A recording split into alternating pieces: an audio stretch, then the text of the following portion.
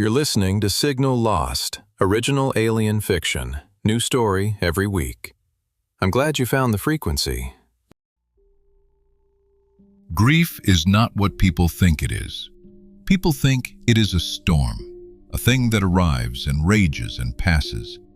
They give you a few months of patience, and then they begin, gently, to expect you to be moving through it, as if it were a tunnel with a far end. It is not a tunnel. It is a house. You move into it, and you learn its rooms. Some days you can stay in the parts of it that get light. Some days you cannot. But you do not leave, because leaving would mean leaving him behind in it. And that is the one thing I will not do. My name is Robert Hale. I am 61 years old. My son Danny died on the 14th of March last year. He was 19. I am not going to tell you the details of how he died, because they are not the point, and because they are mine. I will tell you only that it was sudden, that it was on a road at night, and that there was no one else involved. A single car, a quiet stretch of country highway. That is all. I am telling you this story because of what came back from the developer, and because 3 weeks after it came back, a letter arrived at my door with a single number on it. And I have come to understand that I am not the only one who received such a letter. If you have received one, if you know the number I mean, then I think you should hear this, because I think it means the same thing for you that it meant for me. It means someone was there.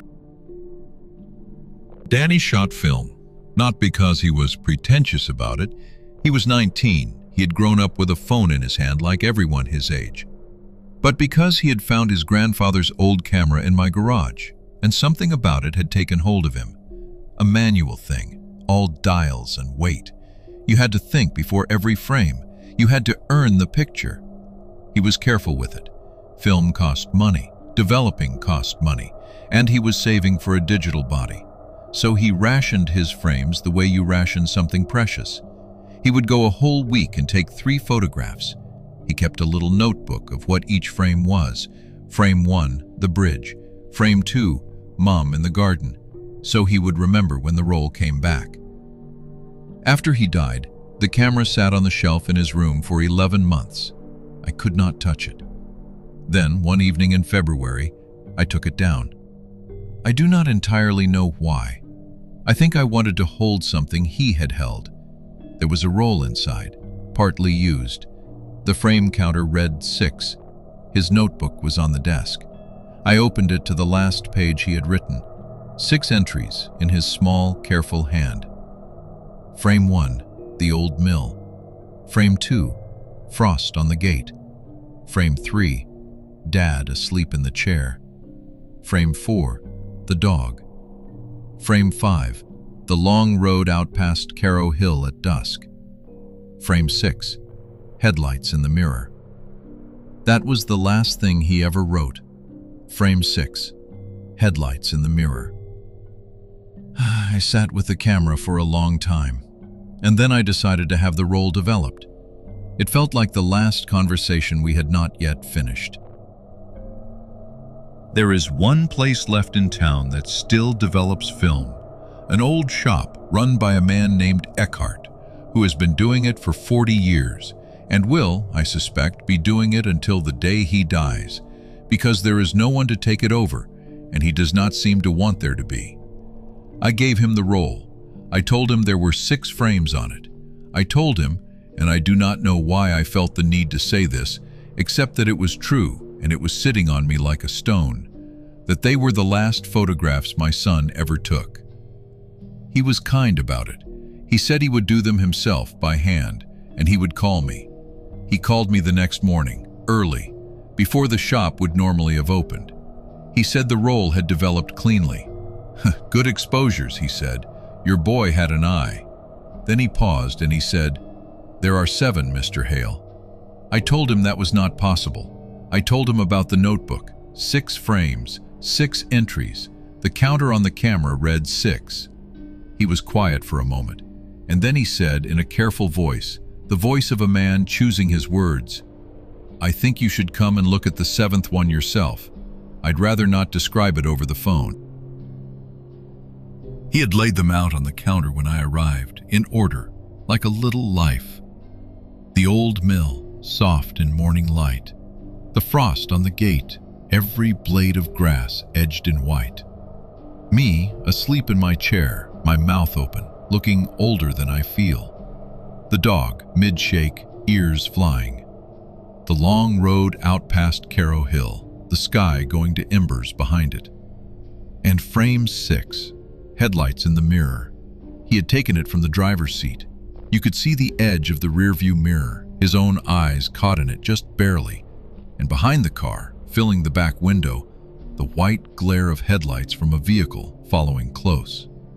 He must have taken it the night he died, on that road, with something behind him. I had to sit down when I saw it. Eckhart brought me a chair and a glass of water and did not say anything, which was the right thing to do. When I could breathe again, I asked him to show me the seventh. He hesitated.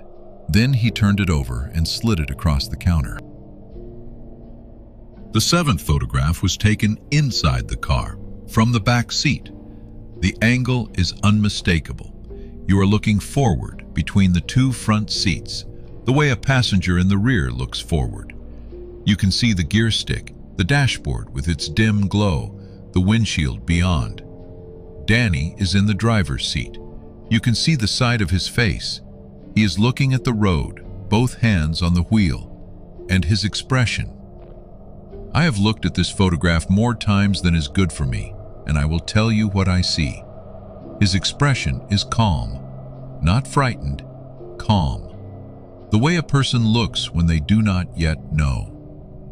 Through the windshield, the road runs ahead into the dark, and standing in the road, far enough ahead that it is small, pale against the black, is a figure. I am not going to describe the figure in detail, because every time I try, the words make it sound like something I can explain, and I cannot. It is upright, it is the wrong proportions for a person, and it is not caught mid-stride, the way you would catch a person who happened to be crossing. It is standing, facing the car, waiting for it. The photograph was taken from the back seat of my son's car while he was driving, by something that was sitting behind him. There was no one else involved. The police were very clear on that. A single car, no passengers. The frame counter read 6. Danny's notebook said 6. He counted every frame of his life. He did not take the 7th. Something in the car with him did. I have had the photograph examined. I took it to a man at the university, a specialist in photographic analysis, who I paid to tell me it was a fake, or a double exposure, or a trick of the chemistry. He could not. He told me the film was genuine period stock, that the frame was exposed in camera like the others, that the grain and the light were consistent across all 7, that there was no sign of tampering or compositing of any kind. He told me, in the careful way these people speak, that he could not explain how the image had been produced. Then he asked me, almost reluctantly, whether I had noticed the mark. I had not. He showed me, on the door frame of the car, just visible behind Danny's head, scratched or burned into the metal, a small geometric shape, 3 lines converging to a single point. I checked the wreck of the car, which I had not yet been able to bring myself to sell. The mark is there, on the inside of the driver's door frame. I do not know when it was made. It was not there when I bought him the car. 3 weeks after I collected the photographs from Eckhart, a letter came. No stamp, no postmark. Under the door in the night, 1 sheet of paper, 1 number in plain black ink, 1033.7. I did not understand it. I have since come to understand it is a frequency. I have a radio. I am 61 years old, and I am not a brave man. and I have not yet been able to make myself turn the dial to it at the hour I am told it speaks. But I think about it, because if something was in the car with my son, if something sat behind him on a dark road and took a photograph of the back of his head as he drove toward it, then I do not think it left when he did. I think it is patient, and I think it sent me the frequency so that one night I will be ready to listen. My name is Robert Hale. I live in the house of my grief, and I have learned its rooms, and I have made space in it now for one more thing.